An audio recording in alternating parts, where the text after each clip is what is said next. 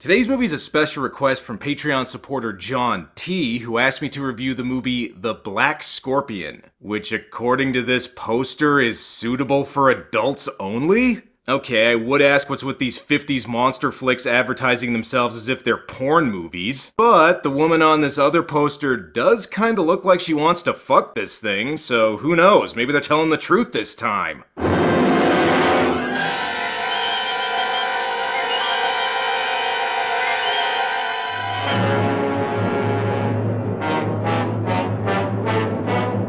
The Black Scorpion is a 1957 Mexican-American monster movie that's mainly notable for featuring animation by stop-motion pioneer Willis O'Brien, who's most famous for his effects work on the original King Kong. Well, kind of.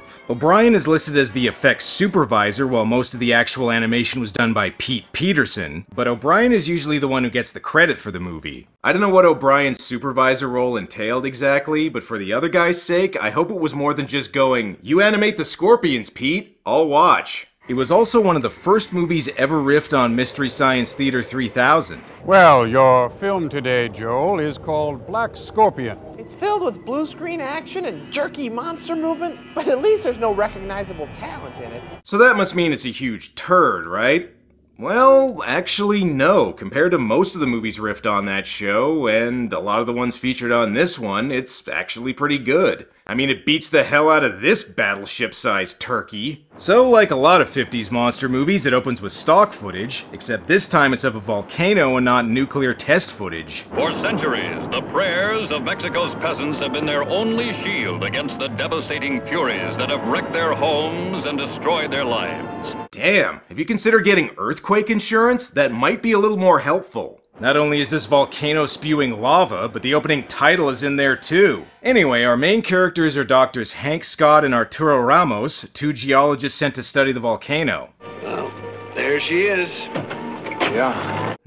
Just as I thought. It's a volcano. I don't know if these two are the right guys for the job. San Lorenzo, 12 kilometers. You know, if there's any other village within 50 miles of here, a sign like this could confuse people. Yeah, probably because it's in kilometers. Not to worry though, Dr. Scott is a consummate professional. But I think the language you really spoke best was with our secretary who secured all the documents for you. Oh, I didn't use Spanish with her. That was sign language. Okay, Doc, I don't think teaching her how to tune in Tokyo counts as sign language. I wonder how much damage the volcano caused. Was San Lorenzo hurt badly? Who knows? The telephone lines are down since the earthquake. Once we hook the phone lines back up, you'll be able to call people and ask if they're dead. You might want to be careful, though.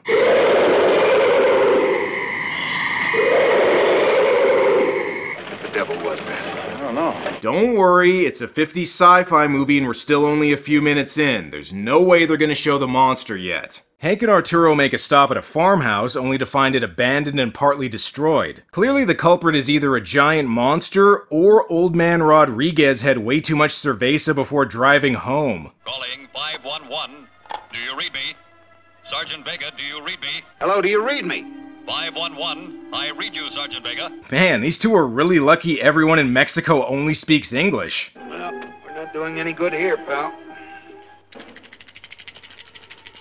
Okay, take it easy. It could just be a giant radioactive baby. Oh, my mistake. It's just a regular one. Well, might as well take the kid with us. We'll leave a note in case the parents come back. First, though, they gotta find out what happened to that cop.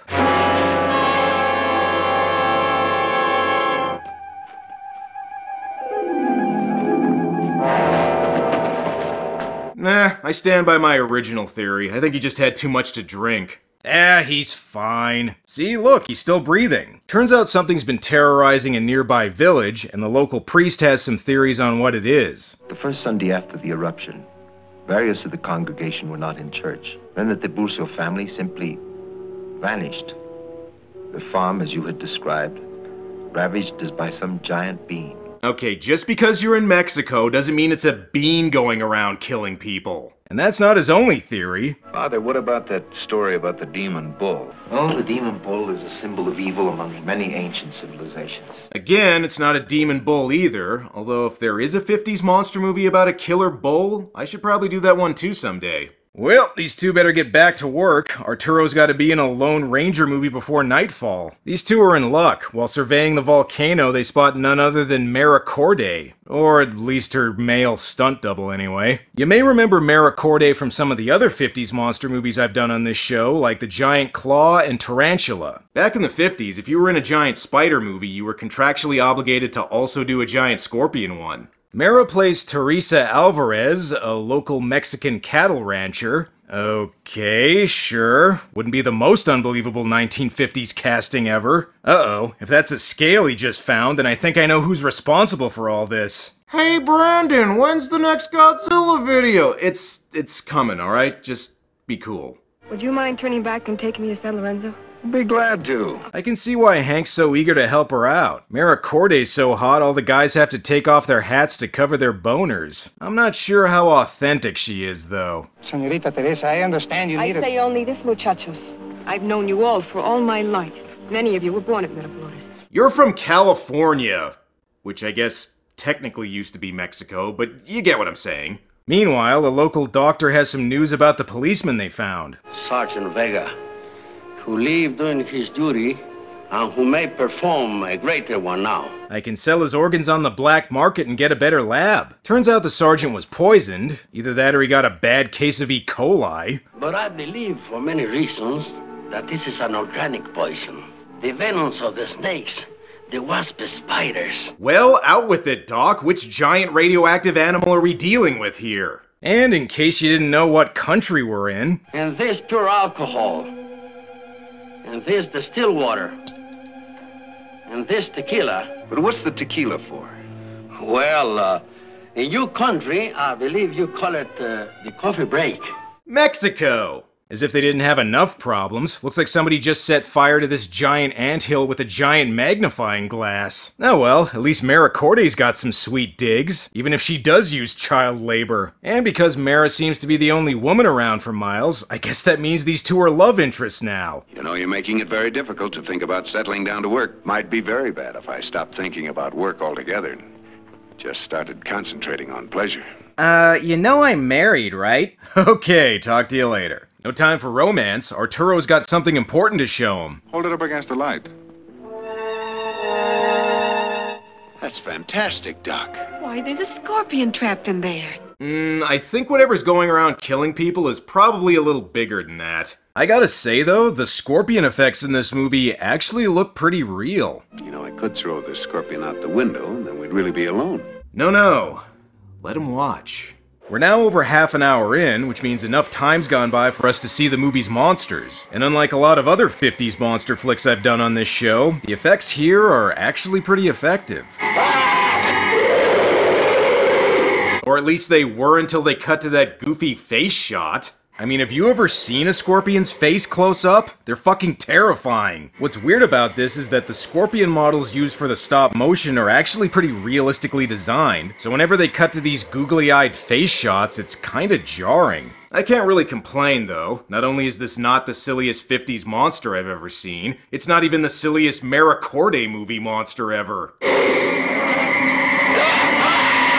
That's for being 2 hours late hooking up my internet, asshole.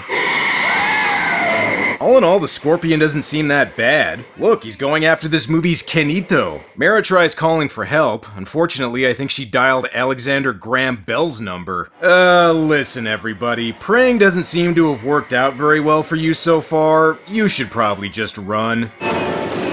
I shot at that thing 12 times. Must be after the cattle. Yeah, probably. I mean, I don't see any giant crickets around. Thankfully, our main characters manage to escape when they drive off into this backdrop. Because two geologists probably aren't the best people to deal with a giant scorpion, they bring in an entomologist named Dr. Velasco for help. Hank and Arturo can deal with the monolith monsters. So, what info do you have for us, Doc? As soon as I received the samples, I identified the poison as that of a scorpion.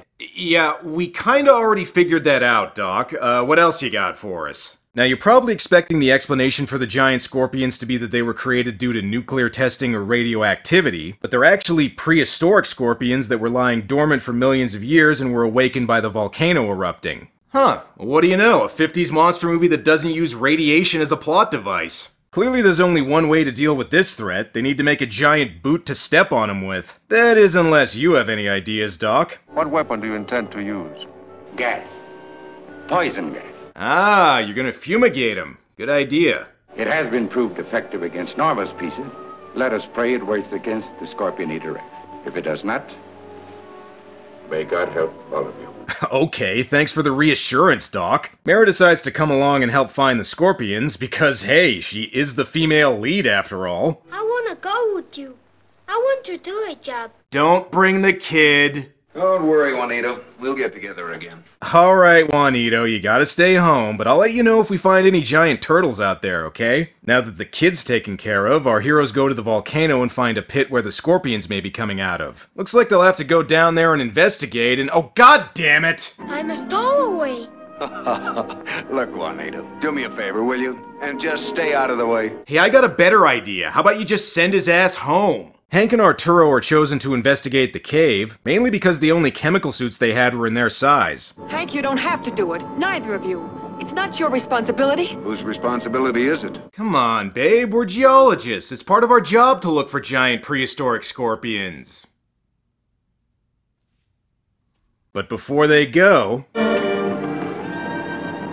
Why did you do that? I already told you I was married, dickhead! Alright, keep your eyes open, fellas. That lost spider pit sequence from King Kong has got to be down here somewhere. Actually, that's not too far off, since Willis O'Brien supposedly reused some of the models for the King Kong spider pit sequence for this part of the movie. See, everybody? We did finally get that lost spider pit sequence from King Kong. Kind of. Hello. Yes. We just saw a worm 30 feet long. It must have come from a giant prehistoric bottle of tequila. Oh, and the kid's also down there. Well, on the bright side, maybe this means he'll get eaten. My god, it's even worse than they thought. The effects budget was big enough to have more than one scorpion in this movie.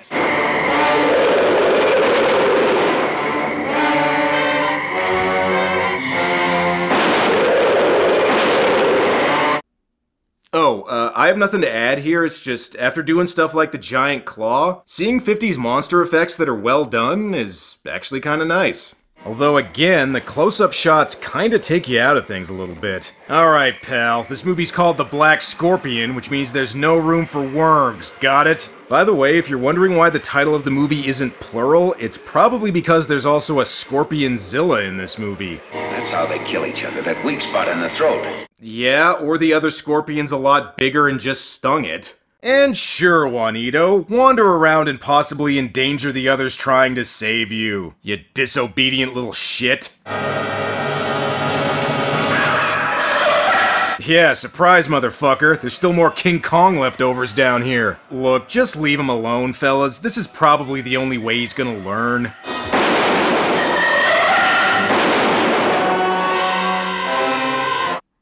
Okay, fine, save him. Thought I told you to stay in the Jeep. What are you doing down here? I came to help you. And also to annoy this snarky Canadian reefing this right now. Well, there goes the elevator. Looks like you guys will have to take the stairs. Thankfully, Arturo's able to ride the cable all the way back up. All those rope climbing exercises from gym class finally paid off. I'll bet Arturo's really wishing he wore gloves right about now, though. Before you leave, you should tell Juanito to come with. Maybe he'll disobey you again and stay the fuck down there. Because they lost the poison gas with the elevator, they decide instead to trap the scorpions in the cave by sealing it with an explosion. Guess that does it. Okay, that's not the end. We still have Hank's budding romance with Mara Corday. Oh, but even if we do have what? A day, 2 days? I don't want to settle for just 2 days, Hank. Why not? You've known each other for like 12 hours and are apparently madly in love. 2 days is probably gonna seem like a 10-year relationship. I gotta give Mara Corday credit. Between this and the giant claw, she always seems to get stuck with love interests that look old enough to be her dad. Before they're able to leave, Hank and Arturo are told to go to Mexico City, and sure, might as well bring Mara along. Again, she seems to be the only woman around for miles. So, what's this about? It is not a neighboring country which needs your help. It is our government. We found some giant silverfish in the basement and we need you to help us get rid of them. Either the giant scorpions managed to escape the cave, or a regular one crawled on the projector. Gentlemen, I still think you're making a mountain out of a molehill. Dr. Velasco knows how that mountain went when we blew it up. Nothing could live under those tons of rock. Yeah, that'd be like if a scorpion was completely encased in molten rock and was somehow still alive after millions of years and fuck. Well, there may be more giant scorpions on the loose, but that doesn't mean Hank can't still try to nail Maricorde. Where am I taking you for dinner? Do you realize this is Mexico City and no one has dinner before 11 o'clock at night? Why, it's practically afternoon right now. Lots of men are just leaving their offices. So everyone in Mexico has the same schedule I do. Just, with offices. I can see why this movie was adults only. Back in the 50s, a neckline that low was considered nudity. Look, Hank, I appreciate that you're trying to stick your tortilla in Mara's guacamole, but you might want to concentrate on the scorpions right now. Hey, we got Willis O'Brien doing the effects work here, so might as well try and recreate the subway scene from King Kong.